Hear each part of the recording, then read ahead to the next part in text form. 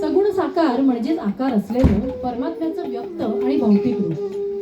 म्हणजेच आपण जे पंचेंद्रियातून अनुभवू शकतो ते आपल्या आजूबाजूचं विश्व आणि त्यातील सजीव आणि निर्जीव घटक. निर्गुण निराकार म्हणजेच परमात्म्याचं कुठलाही विशिष्ट आकार नसलेलं अव्यक्त आणि आध्यात्मिक रूप. म्हणजेच हे विश्व चालण्यासाठी त्यामागे कार्यरत असलेलं चैतन्य, शक्ती, भावना आणि जाणीवा. या गोष्टी आपल्याला दिसत नसल्या तरी आपण ते अनुभवू शकतो, कारण ते आपल्या आत्म्यामध्येच सामावलेले असतात. असं हे आत्मज्ञान म्हणजेच ज्ञान आणि विश्वाच्या विविधतेचं भौतिक ज्ञान म्हणजे विज्ञान. या दोन्ही रूपांचं विवेचन 7व्या अध्यायात आलं आहे, म्हणून या अध्यायाचं नाव ज्ञान विज्ञान योग. मनुष्याणां सहस्रेषु कश्चिद् यत्तति सिद्धये यततामपि सिद्धानां कश्चिन्मा वेत्ति सात्वतः.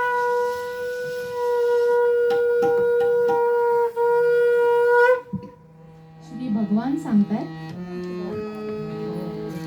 मीच मूळ मीच शेवटी पाठा घे जाणुनी विश्व ओविले माझ्या ठाई सूत्री जैसे मणी सूत्री जैसे मणी.